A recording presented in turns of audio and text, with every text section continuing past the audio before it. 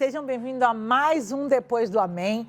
Hoje, 28 de setembro, nós estamos aqui no nosso terceiro episódio para repartir com você um pouquinho daquilo que nós temos recebido nesse domingo. E eu vou te falar, foi extraordinário. A apóstola Efigênia Paiva trouxe uma palavra de Deus para a nossa vida, para dirigir a nossa semana. E nós vamos compartilhar um pouco disso com você, não é, meu amor? É verdade, uma palavra gloriosa, o convite gracioso do Senhor Jesus. Isaías 55, versículo 1, parte A do versículo que diz: "Ah, todos vocês que têm sede, venham às águas." Que palavra, né? E o próprio Senhor Jesus, ele já fala em João que aquele que tem sede, vinde a mim e beba. E esse é o convite para nós hoje vivermos essa palavra que ele nos trouxe há mais de 2000 anos atrás, e que Isaías, há mais de 700 anos antes de Jesus, já profetizou sobre essa mensagem que nós hoje estamos vivendo e que hoje todos nós estamos sendo convidados a receber. Super interessante, porque essa palavra ela vai de encontro a uma necessidade constante, porque ela fala: vinde, comprai e comei sem dinheiro e sem preço. Você não precisa pagar. Vem beber essa água que vai te matar a sua sede, que Jesus ensinou até para a mulher samaritana, né? Quando você beber da água que eu te der, nunca mais você vai ter sede. Então vem, pode vir comprar sem dinheiro e sem preço, pode vir comer, pode vir se fartar naquilo que você tem vivido, né? É verdade. A salvação tem preço? Não. Tem? Teremos que pagar por ela? Não sei, tem? Mas o preço foi muito alto. Ela pago tem um preço. Pelo Senhor. O preço foi a vida dele, não é? Ele pagou um alto preço. Mas a palavra de Deus diz que sem dinheiro, sem preço, que ele tem vinho e leite. Interessante, né? Interessante que o vinho é um dos elementos da Santa Ceia, não é? Então a gente participa da Santa Ceia, e o que representa o vinho? Lá em João 2 representa a alegria daquele casamento que estava prestes a ter um problema gravíssimo, que foi a falta do vinho, logo no início da festa. Mas ali, com a presença dele, do Senhor dos Senhores, ele trouxe ali o milagre nas bodas de Caná. Então o vinho é a alegria e também nos lembra no Espírito Santo, a presença do Espírito Santo em nossas vidas. Ou seja, sem dinheiro, sem preço, vinho e leite. E o leite é a vida dele. Por isso que ele chama "vem às águas", né? Porque ele é a fonte da água da vida.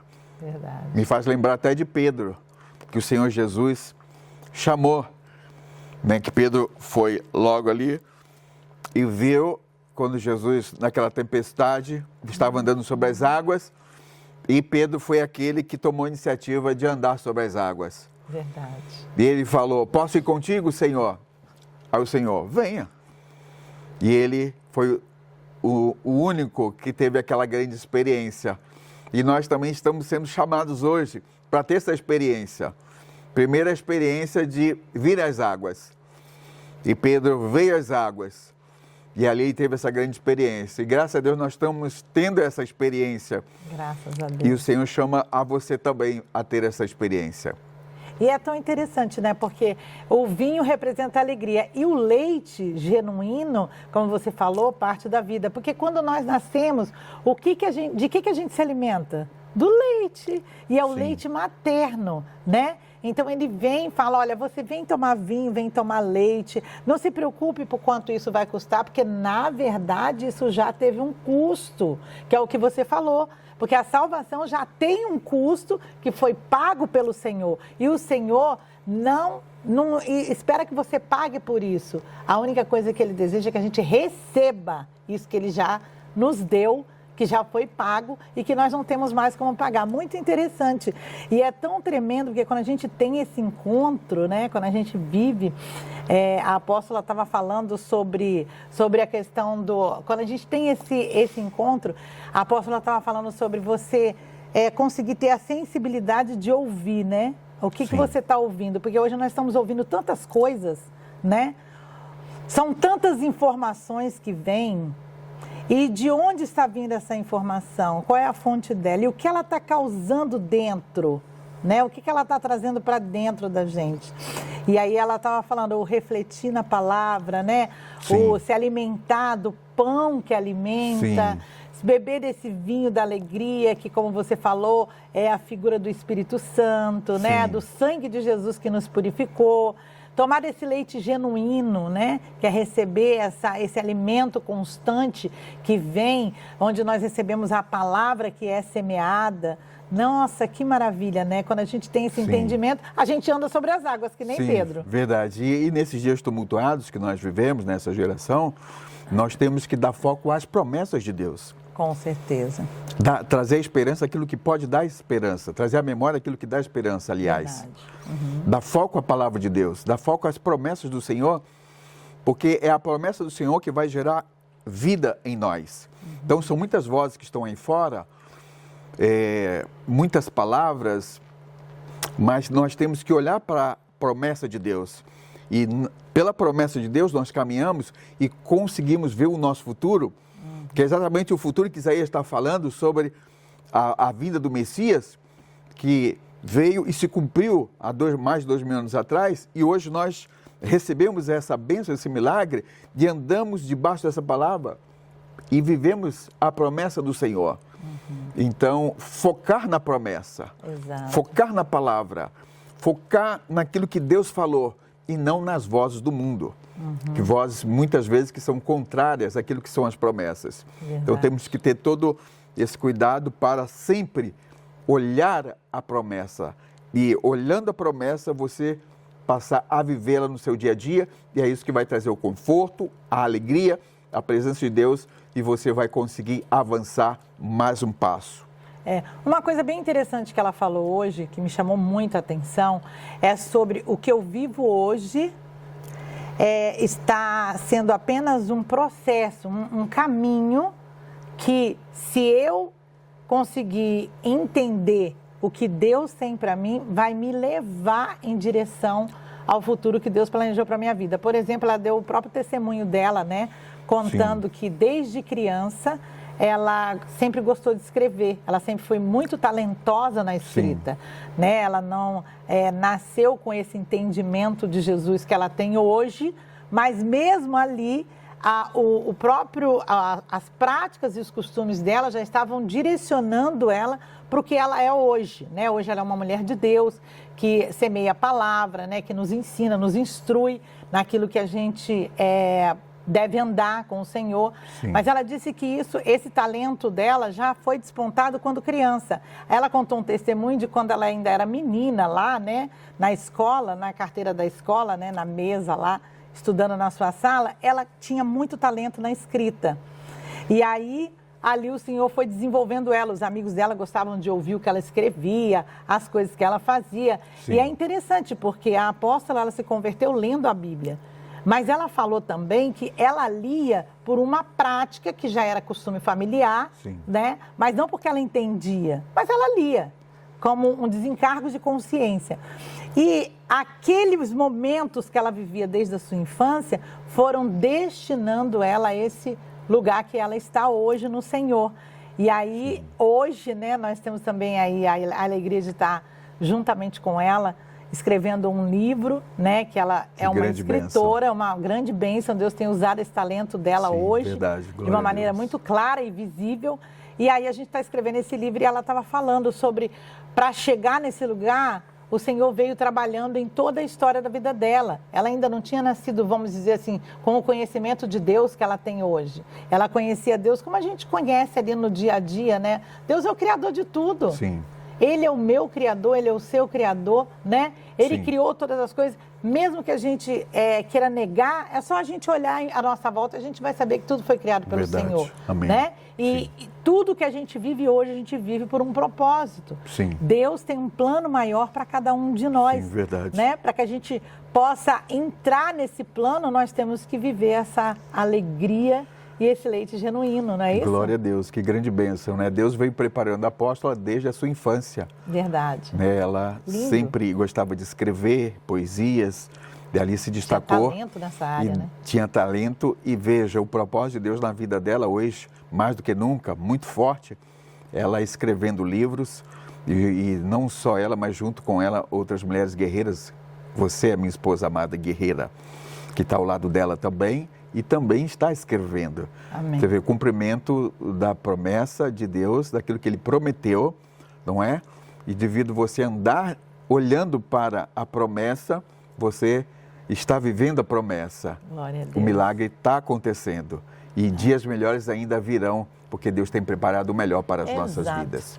Que coisa interessante, porque eu vejo que você botar o seu foco no lugar certo é que leva você ao destino que Deus preparou para você, ao caminho que Deus tem Sim. preparado. Por quê?